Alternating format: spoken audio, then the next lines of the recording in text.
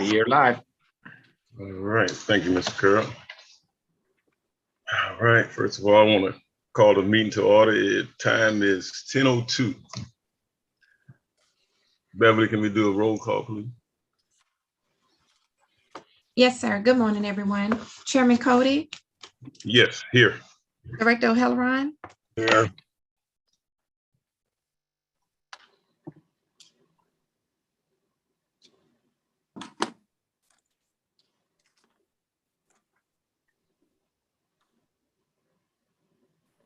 I'm sorry, Director Leggett. Here. Thank you, Director Robinson. Join the meeting. She is present. Director Robinson. Okay, thank you, Director Adams. Present. Thank you, Director Lockett. Director Lockett. Director Stone. Present. Thank you, Director Odell. Director Edmister. Here. Chairman, you have a quorum. All right, thank you. Thank I want you. to Yeah, say I good morning. apologize. I'm sorry, Chairman. Beverly, can you start recording it as well for a city broadcast? I apologize. Okay. Yes, sir.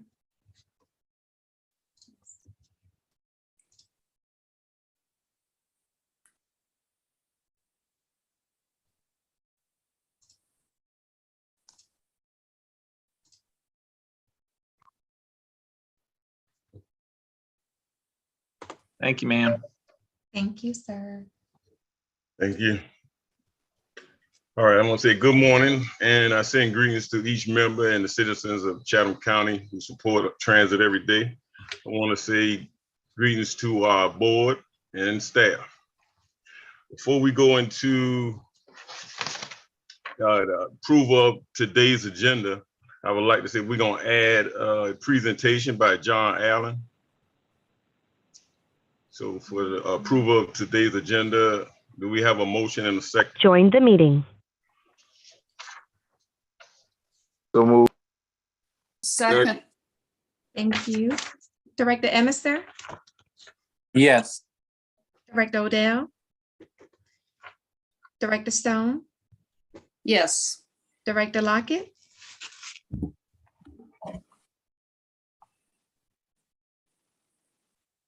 Director Lockett, we are approving today's agenda. Oh, his audio is connected. Director Robinson? Yes. Director Leggett? Yes. Thank you. Director O'Halloran? Yes. Chairman Cody? Yes. And I'll go back to Director Lockett.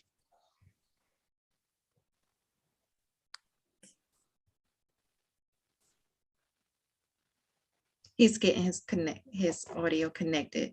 Chairman, we have a motion, we have a motion passed for the approval of today's agenda. All right, thank you. First, I want to say I thank everybody for participating in St. Patrick's Day Parade. As you know, we introduced our new electric bus. Me, Mr. Massimo, and Mike Vacker did a lot of walking that day. Before we get into the consent action items, we're gonna have a presentation by John Allen. Okay, yes, sir. Hello, I'm here. Okay. Right. Mr. Allen, will you be sharing your screen or do you need assistance? Might need assistance here. Okay, not a problem.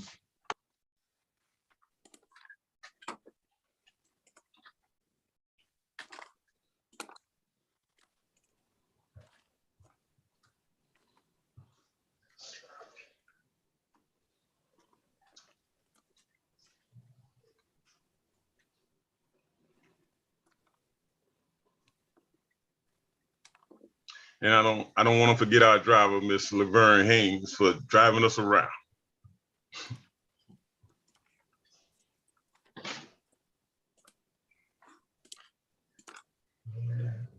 Okay, can everybody see the screen? We've got the agenda up there Okay, right now, agenda. John. There Okay, we here we go. go. All right. So what we're doing right now is figuring out how to make our ferries low emission. So in other words, hybrid electric, very similar to what we have on some of the buses right now. And what this will also do is help to reduce the noise level quite a bit. It's going to reduce emissions, going to reduce the use of fuel. And I think it'll be really good for the public image. There's already several ferries around the country and the world right now who have already been going to this model. In fact, I believe there's one in, I believe it's Norway, who's been running for 2 years on an all-electric ferry. Now, that won't be quite appropriate for our specific operation, only because of how often we have to leave our dock. Every 10 minutes, we're leaving our dock. So there's really just not enough time to be able to charge an all-electric vessel appropriately for that kind of running. But essentially, for a hybrid electric ferry, at the moment, our ferries run off 3 diesel engines that are running all the time. We have our 2 main engines on each boat, and then we have a separate generator for electrical power. Essentially, when you go to a hybrid electric version, you're only ever having to run 1 diesel generator at a time. So we'll have, generally the idea is to have 2 diesel generators on board, 1 for backup. But generally, depending on the design, you should only need 1 diesel generator to run the electric motors for propulsion and also to supplement the charging for the battery bank that'll be on board for the rest of the electrical operations on the boat. And as you can imagine, going from 3 diesel generators running constantly for 16 hours a day, every day, to 1 diesel generator running constantly, that is significantly going to reduce the amount of fuel usage, emissions, and really going to be a benefit for everybody in the long run, I think.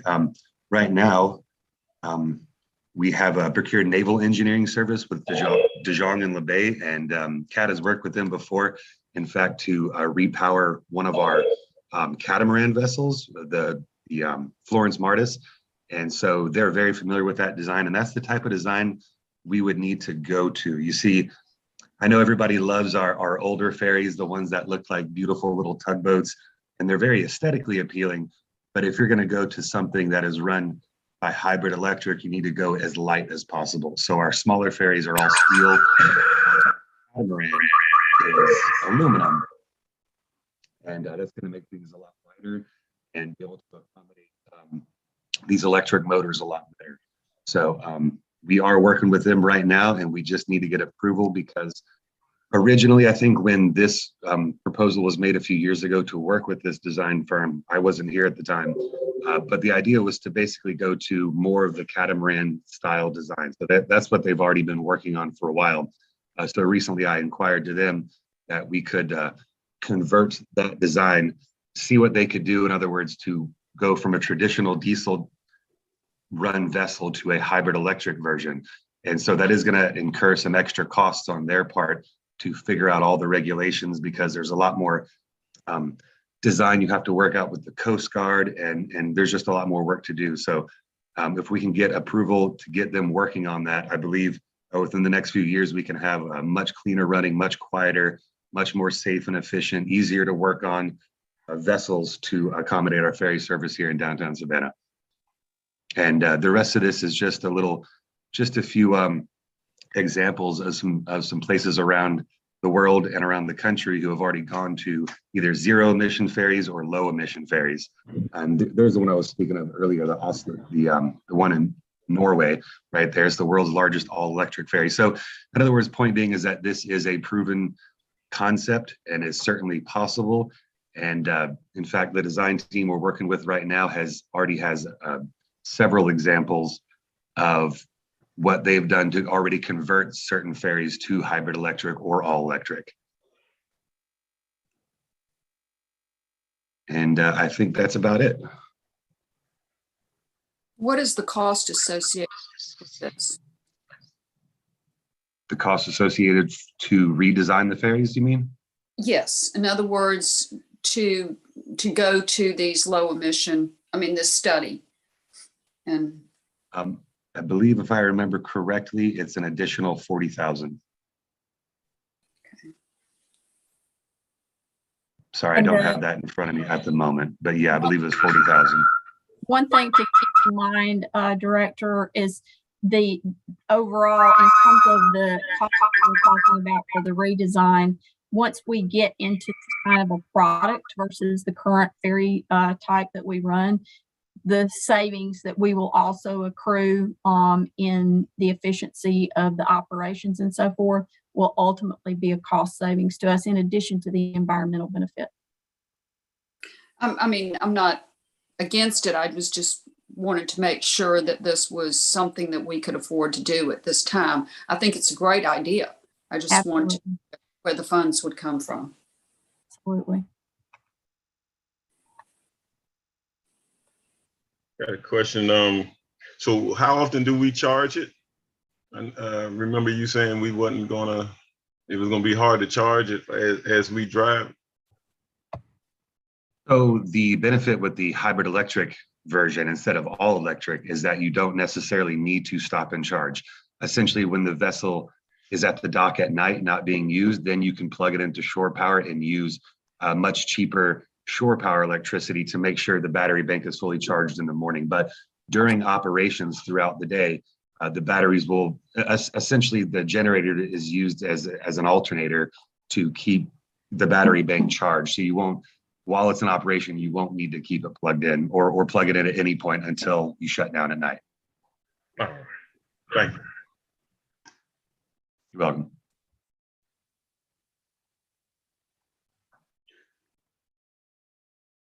Do we have any more questions?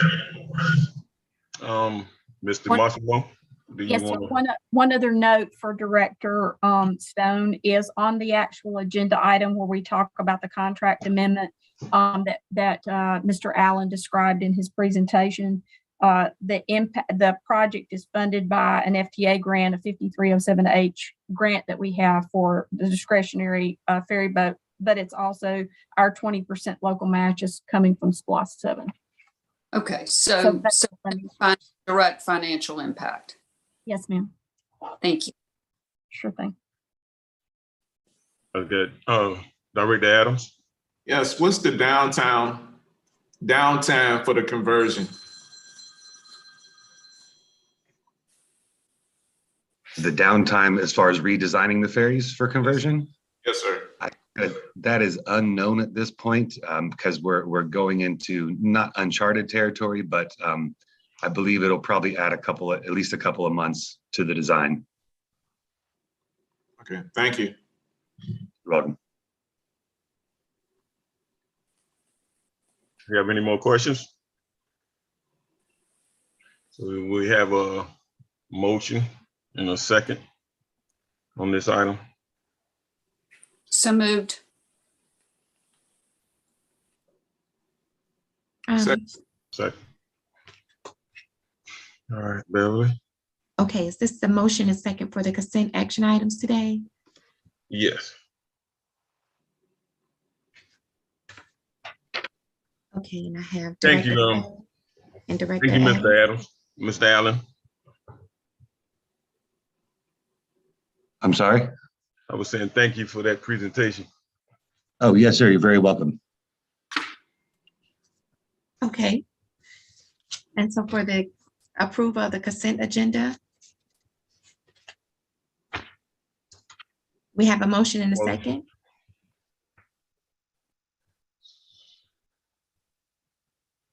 I believe Helen, Ms. Stone made a motion and Mr. Adams second. Correct. And Mr. Massimo, did you want to point out?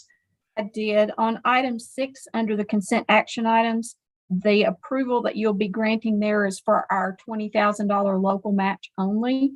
The PL funding application submission, as I had advised you in last Friday's snapshot, has been withdrawn because of some timing issues associated with that particular grant cycle. We are currently working with the congressional delegation on an earmark that would replace what we anticipated to be that 80% PL funds. And we had a conversation yesterday with the county, and the county is exploring some opportunities that they have to come in a stronger support position. So we will still need to put our match funding in place, and we are exploring now what the PL fund replacement component of that would be. So we just wanted you to be aware of that that agenda item, consent action item 3.6 is now for the local match only. Thank you. Right. And I'll do a roll call vote. Director Emister, Yes. thank you. Director Odell, Yes. thank you. Director Stone, Yes. thank you. Director Lockett,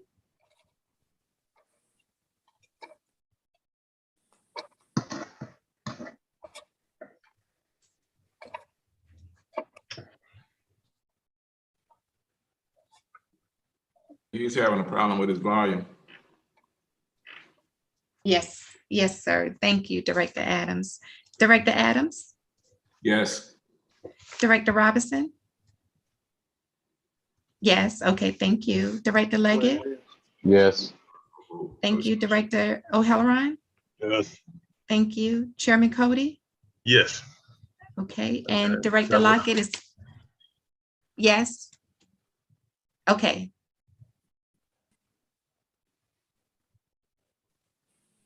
is that a yes for you, Director Lockett?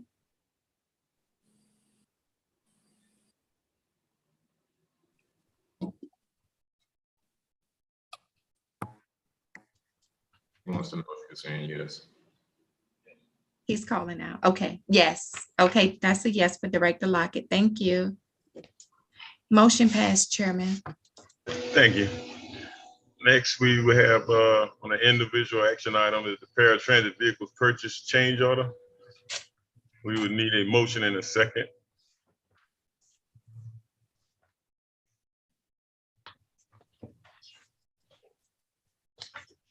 Move to approve.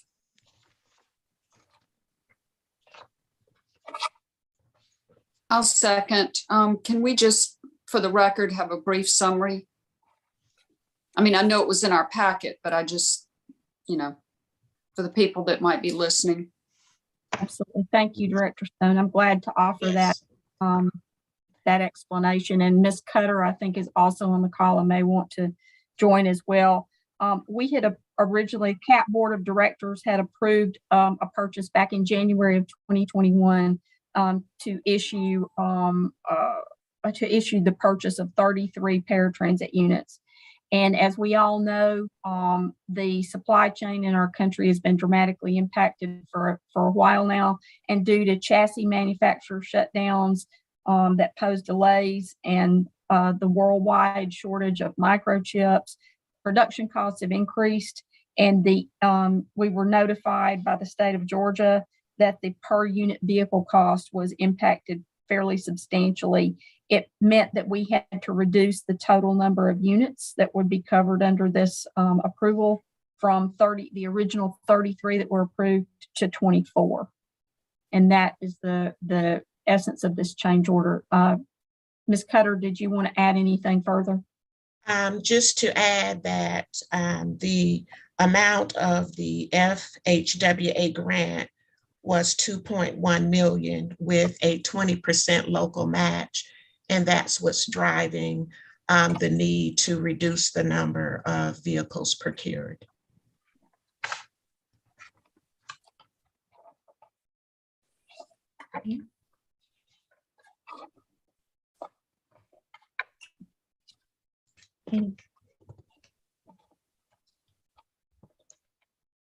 Chairman, if there's no other discussion, I can do a roll call vote for this item.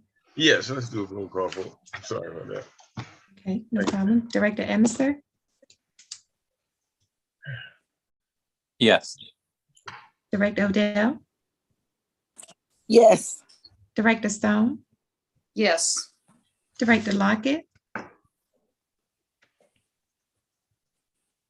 I'll come back to Director Lockett. Director Adams?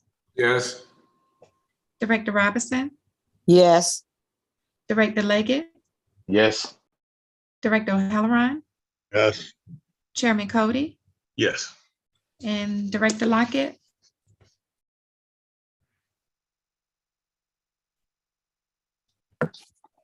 Chairman Cody, without Director Lockett's vote recorded, motion passed. All right, thank you. Next on the agenda, we have the Executive Director's Report and Unit Updates. I'd like to turn the floor over to Ms. DeMassimo. Thank you, Chairman. You've noted in your packet that you received reports from both our state and congressional, our national legislative, the federal updates and so forth. I wanted to particularly call out on the Squire Patton Boggs report. We have been participating with them routinely. As we all know, there's a lot of action and a lot of activity happening at the federal level now around funding and funding opportunities, appropriations packages, and so forth. And the team there has been doing an outstanding job, and they are working hand in hand with us now on the congressional earmarks that would serve to support our master transit plan. But their reports for, I believe it's the month of February, and then Mr. Vacker's for week 9 of the legislative session are included in your packets.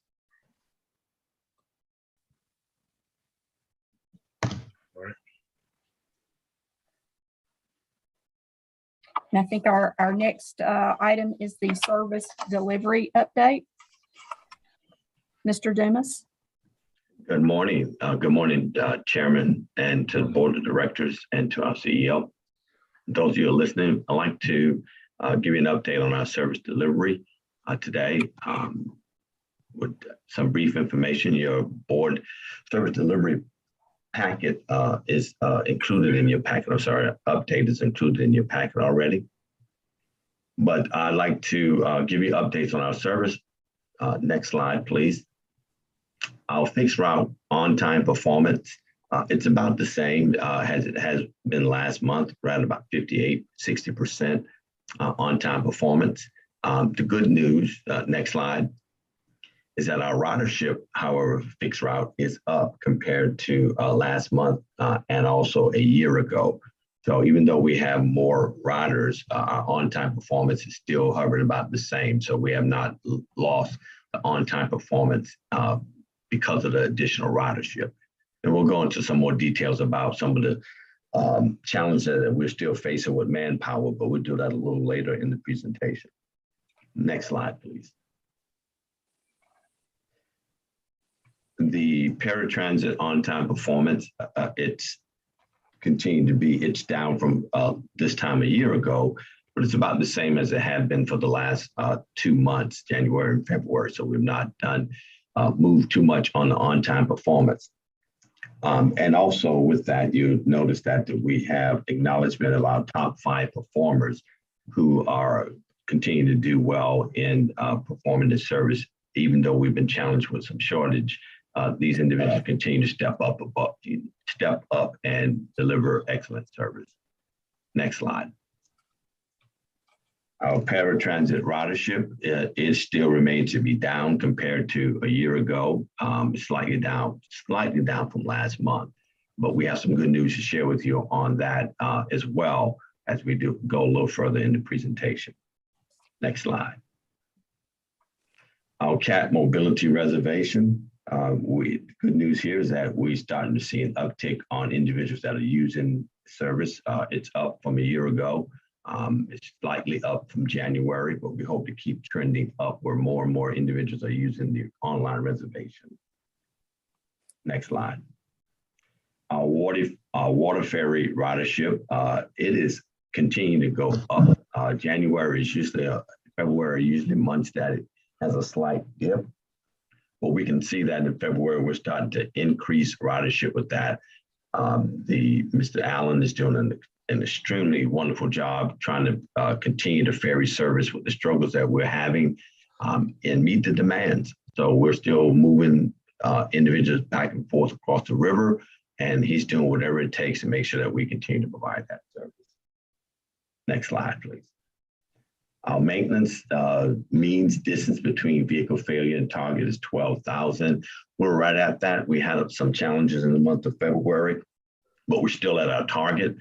So there was just some unusual circumstances that we had to give more attention to the vehicle. We do have an aging fleet, but overall maintenance is doing an outstanding job. Next slide. Our mobilities on service, on call service. Our target waiting time is 60 seconds. We're improved about the same as we were in January and February, where we're still hovering around 30 sometimes seconds wait time for passengers to have their calls answered. So they're still doing an outstanding job. Next slide.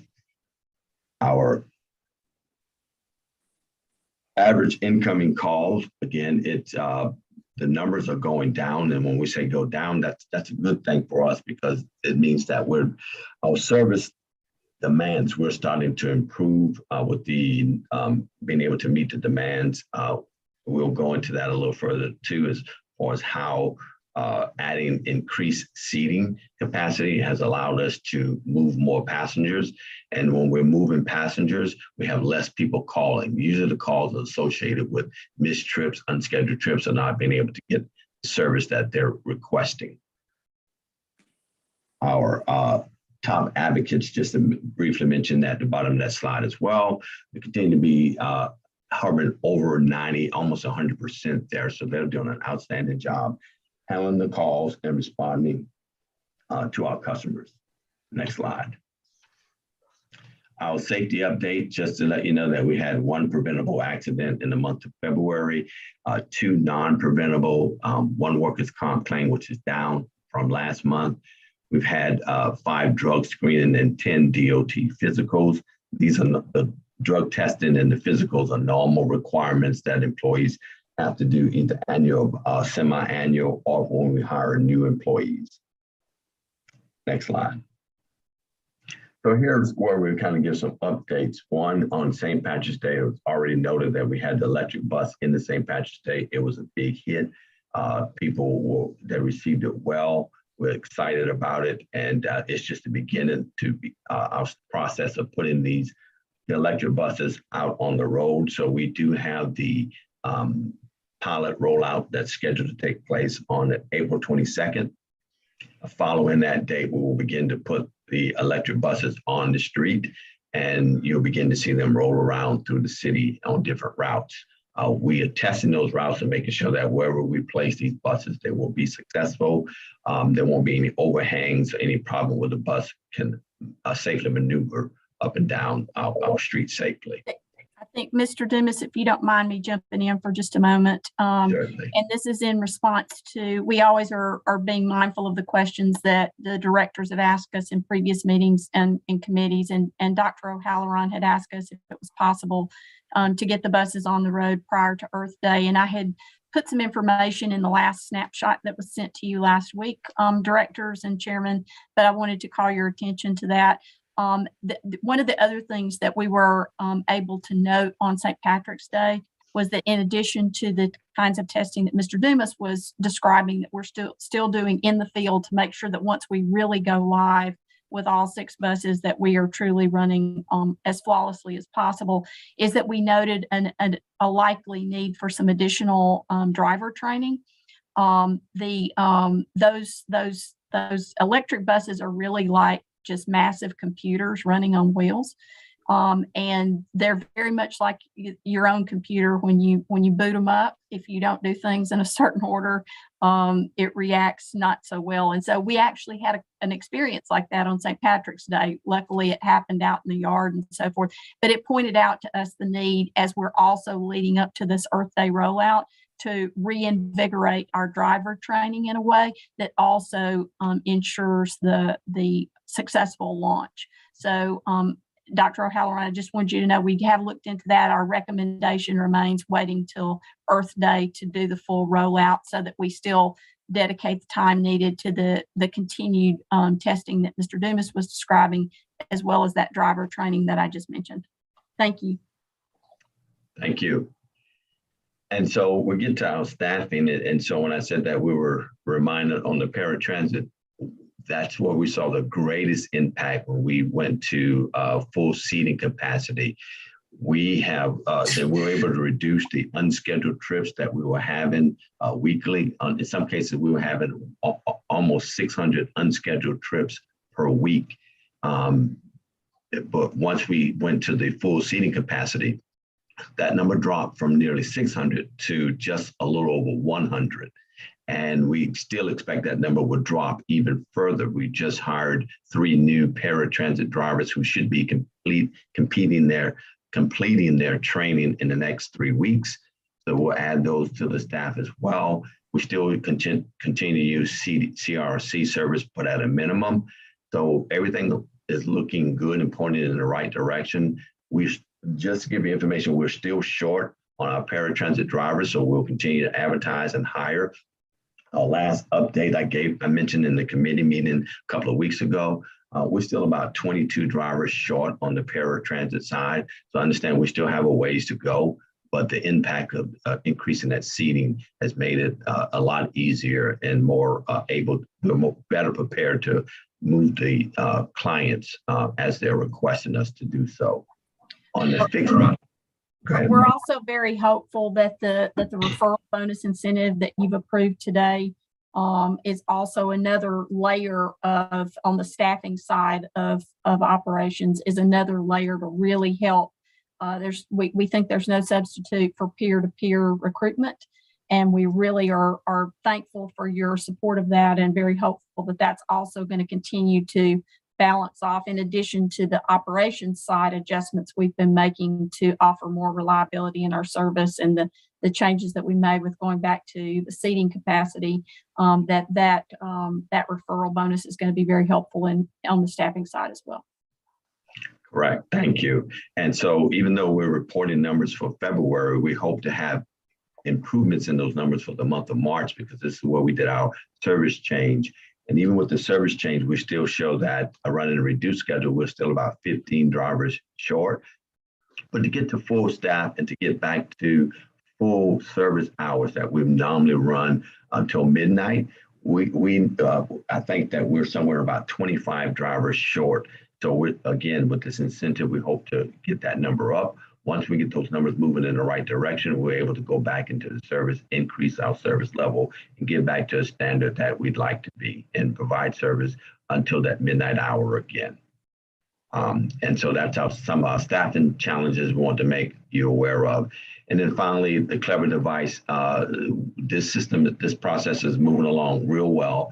I believe that we've completed all the installation on all of our fixed route buses. In the next couple of weeks, the end of March and early April, we should be Join the meeting. The training for the maintenance staff and the control dispatcher with the CAD system and maintenance. What that allows us to do is basically virtually look at our buses live as they're performing throughout the streets. We're able to see service changes, make quick adjustments, notify the public in a moment's notice. So we're excited about the Clever device that's being installed. Once that's completed, we should have vast improvements overall with notifying the customers, being able to perform, be able to assist the drivers with easy login, just two-step process that they go through. And so we're really excited about this. So that's my presentation. And if you have any questions, I'll be glad to answer them. Mr. Dennis, I think you also have a bit on the safety update too. Is that? That's correct. My mistake. Next slide. Well, were we at the end of it? Yeah, I don't know if those were slides or not, but you had a safety update in there as well. Yeah, I did. And that safety update, I think, it's not on the screen anymore, but let's see.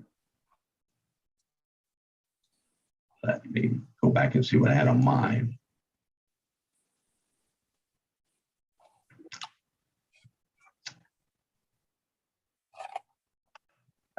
So I don't have that presently on my screen right now to share, but I think, oh, there it is.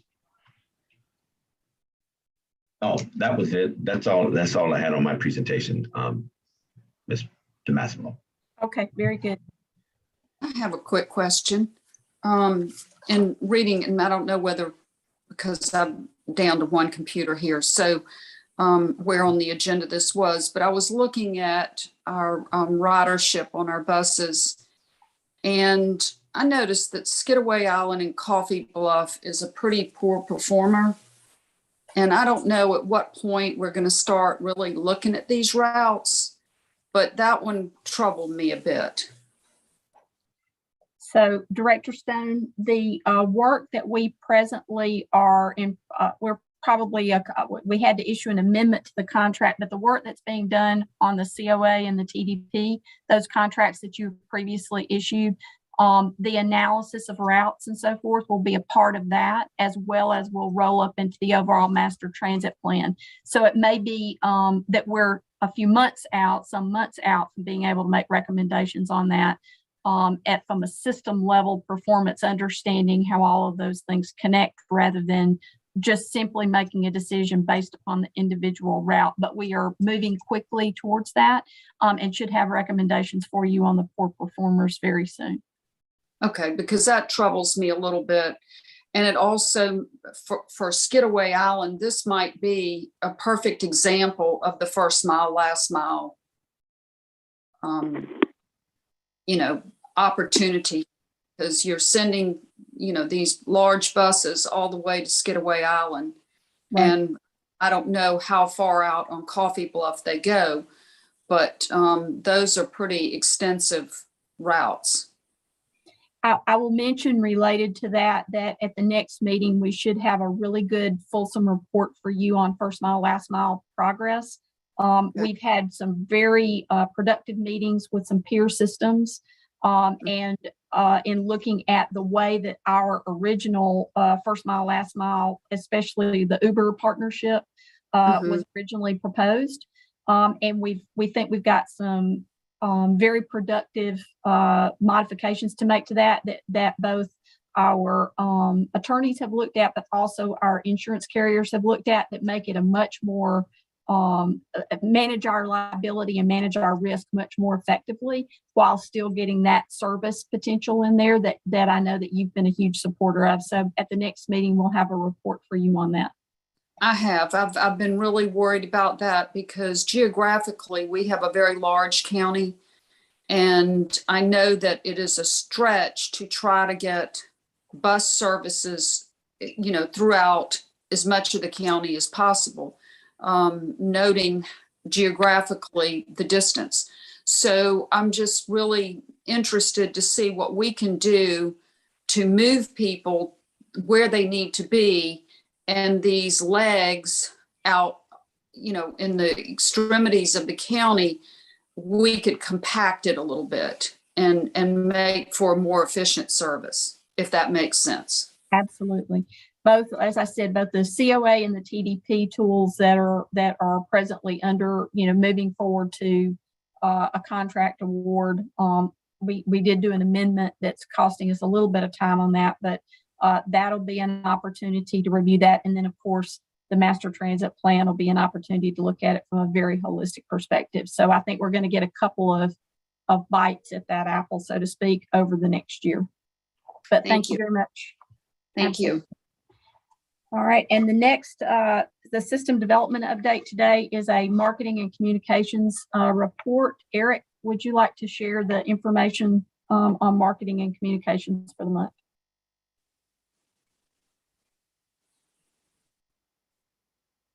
Sure. I don't really have any major projects to present today.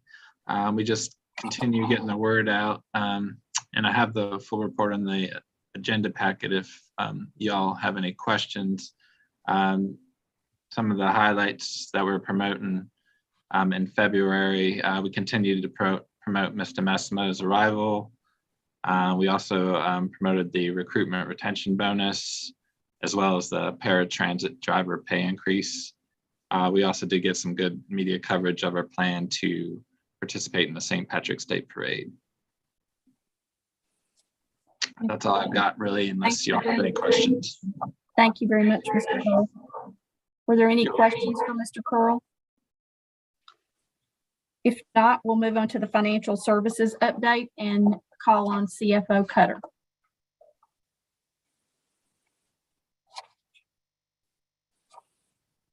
Hey, good morning again, Chairman, Board of Directors, CEO DeMassimo, co-workers, and the public. I will be going over the financial and human resources update for the month of February. The first slide gives an overview of where we are with actuals and compared to the budget. The chart reflects the numbers, and the graph, it highlights the comparisons of actual to budget. And if you look at the graph, you can see that the year-to-date actual for revenues is exceeding expenditures. And that's primarily because of the number of vacancies that the organization currently faces. Revenue is steadily increasing, and that's promising for the organization.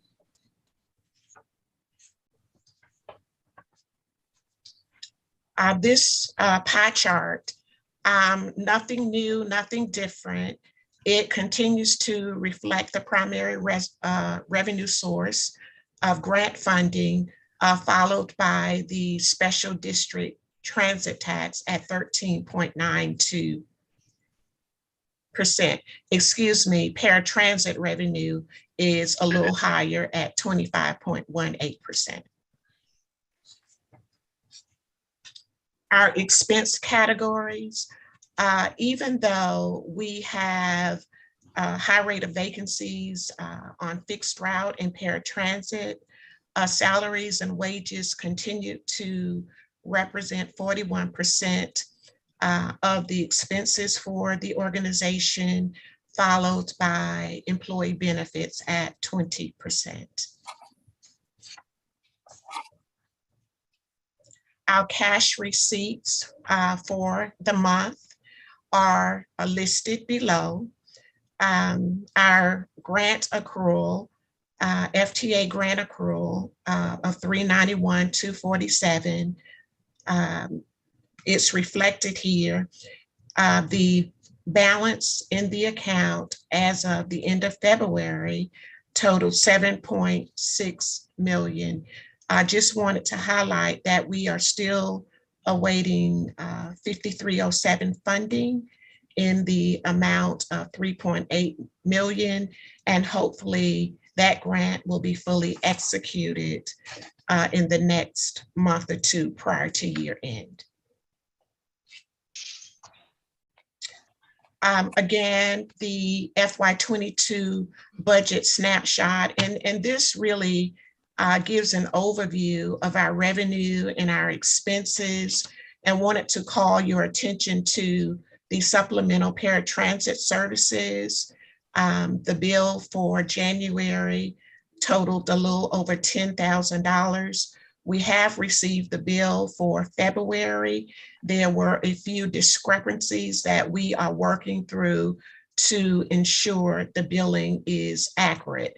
Once that is complete, and that will be completed by the end of the week, we will move forward with vendor payment.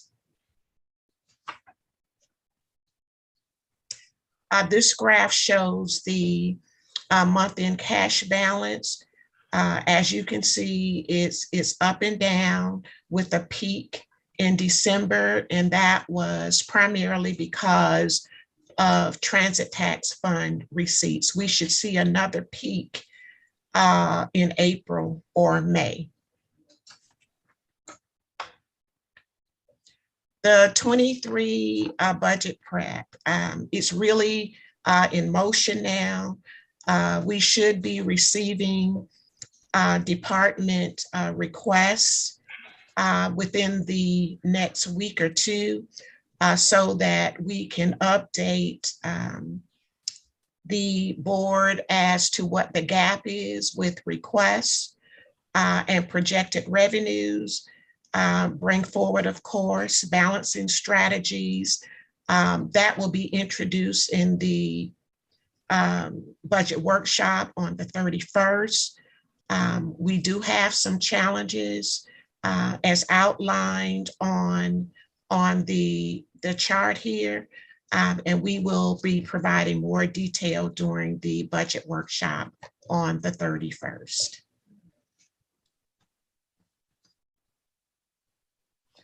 the FTA full assessment review, I really thought we were done. Last week, we sent in a 3-page document, and one additional request came up, and that's the last bullet, the 35-foot electric bus drawdown. I am working on pulling together additional data to document that, and hopefully that is the last of the follow-up questions that CAT has to respond to.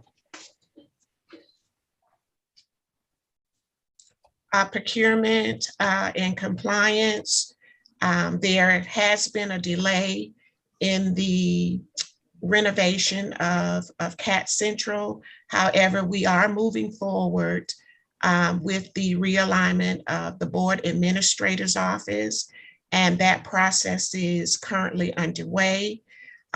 Under compliance in the month of April, we're going to be doing a DB outreach and participation assessment and bring that report back to the board on how well we're doing. Our long-term financial planning, that's going to be a major component of the transit master plan. The local cost of that is being shared by the community. And a part of that plan will be identifying grant opportunities, new revenue sources, debt policy, and other pertinent financial data to share with the board. Human resources, new hires included an HR generalist, a safety coordinator, and a deckhand. We've had a few terminations through resignations, retirements, and we also had or felt the loss of a very valuable long-term employee. Other activity within HR, we just completed a personnel file audit in terms of file content and ensuring that all personnel files are accounted for. We also worked on the development of an employee city incentive tracking tool. We're going to try to measure the effectiveness of all the incentive efforts related to recruitment and retention.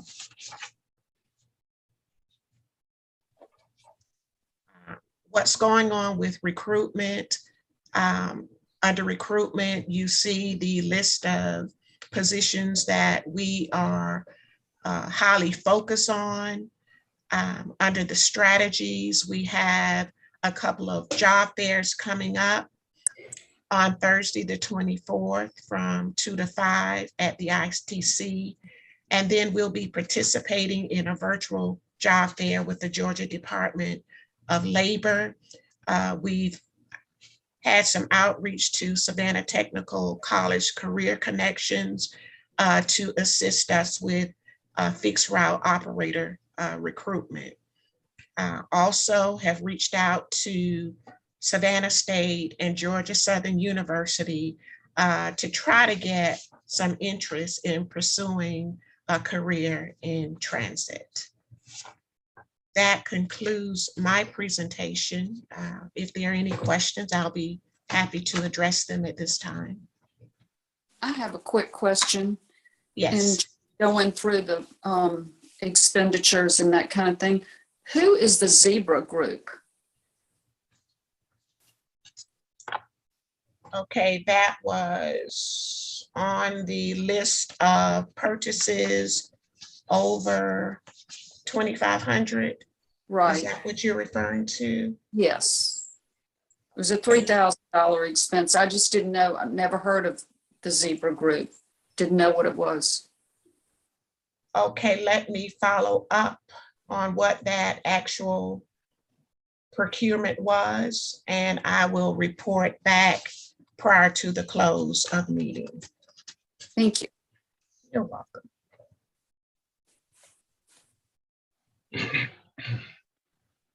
Ms. Cutter, it's reflected as an annual membership. But what is it? Yeah, what? No, I know. We'll get that to you before the end of Yes. the meeting. Yes, we'll get it. I've never heard of it. So a membership to an organization I've never heard of. Yes, Thank you. we'll get back to you shortly. Mr. Chairman, we're going to turn it back to you now. We need to conclude into executive session, and then we'll come back for old and new business. But we do have some matters of litigation and personnel matters to cover with you in executive session. All right. Thank you, Mr. Massimo and staff for your presentations. Yes, next we will be moving into executive session to discuss and deliberation on personnel matters and attorney-client discussion of actual or potential litigation claim. At this time, I'd like to take a motion and a second to move into executive session. So Make the move. motion. Second. Right. Okay, thank you. Director Emerson? Yes. Thank you. Director Odell? Yes. Thank you. Director Stone? Yes. Thank you. Director Lockett? Yes. Thank you. Director Adams? Yes. Thank you. Director Robinson? Yes. Thank you. Director Leggett? Yes. Thank you. Director Halloran? Yes. Thank you. And Chairman Cody? Yes. Motion passed to enter into executive session outside the breakout rooms. Thank you.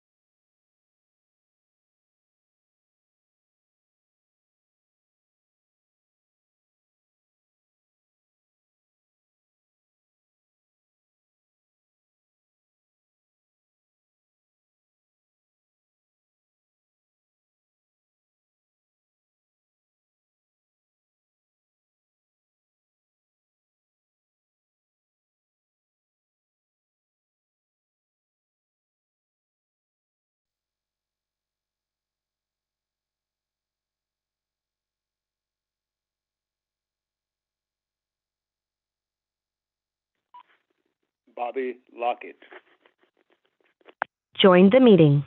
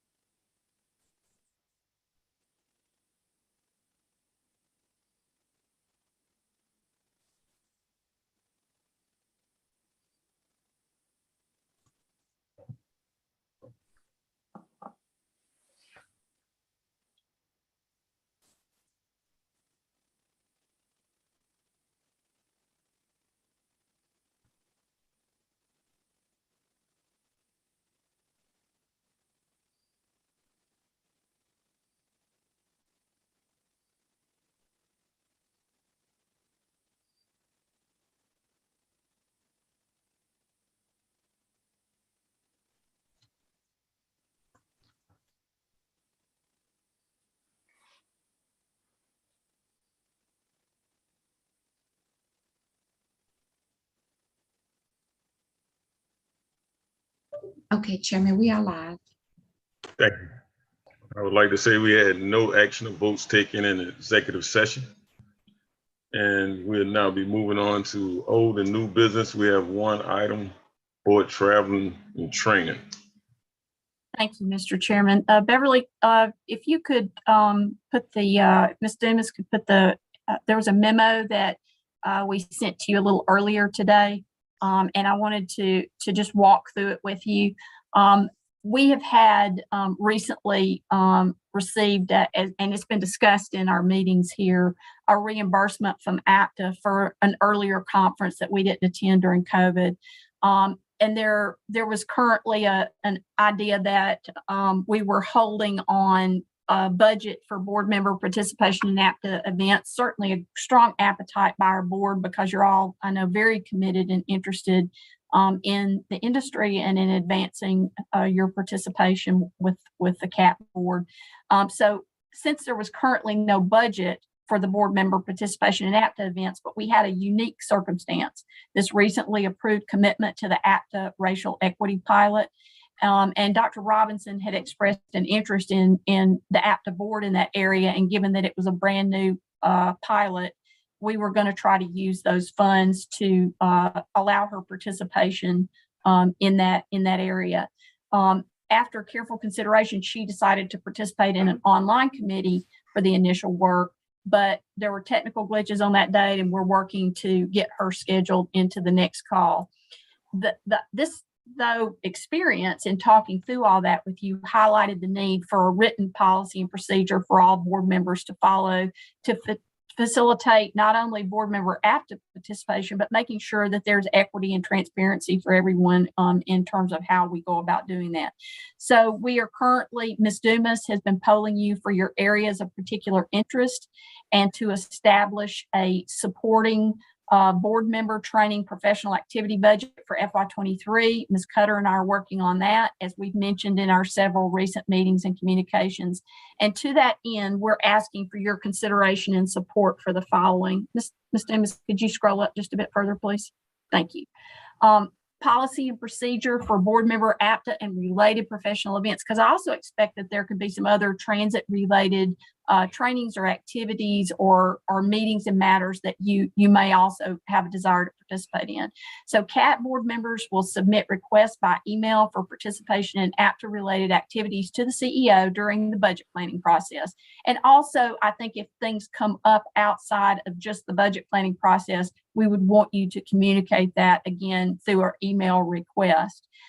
That allows me as the CEO responsible for operations and management to properly consider all of those activity requests against available budget. And again, with that eye towards what we described earlier with transparency and so forth.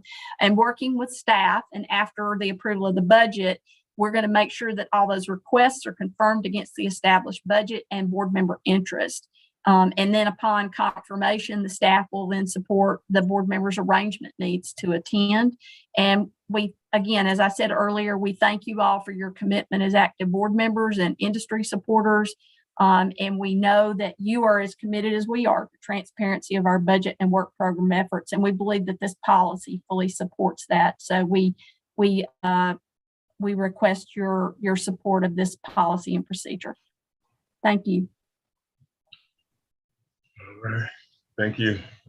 So we want to take a motion in a second on this policy and procedure for the day. So moved, Mr. Chairman. Second. Thank you. Beverly? Second. Okay, thank you. Director Emister? Yes. Thank you. Director Odell? Yes. Thank you. Director Stone? Yes. Thank you. Director Lockett?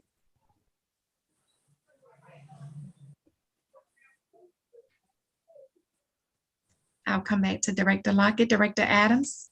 Yes. Thank you. Director Robinson? Yes. Thank you. Director Leggett? Yes. Thank you. Director O'Halloran? Yes. Thank you. And Chairman Cody? Yes. Director Lockett? Okay, Chairman, without The rate the longest vote recorded, motion passed. Thank you. Do we have any more questions? We have questions or comments you want to make at this time? Mr. Chair, this is Director Edminster. I'd just like to request an update on when we will return to in-person meetings for board of director meetings. Well, we definitely on the same page. So we should get something out this week to get board's opinion on moving forward so we can get back to the in-person meeting. I'm definitely in favor of it. So we will get board support this week to get everybody's input on exactly when and where and how. Cool, thank Yes, you. sir. As we can move to some sort of hybrid meeting would be beneficial and good. All right. You have any other questions or comments?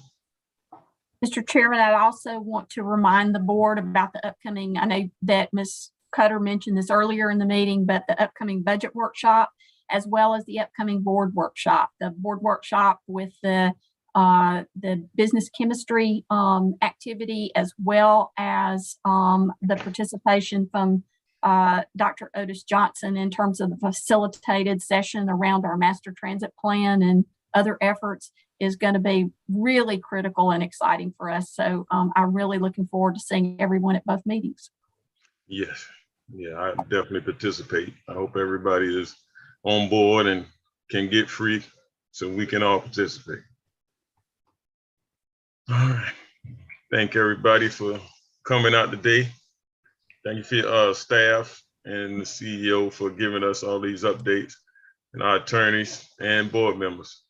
At this time, I would like to, yes? One last question. I'm sorry. Did we get an answer on the zero emission, or was that the zero Yes. group? Did that have to do with the zero emissions? Bus Resource Alliance, yes. What is it? Zero Emissions Bus Resource Alliance. Okay.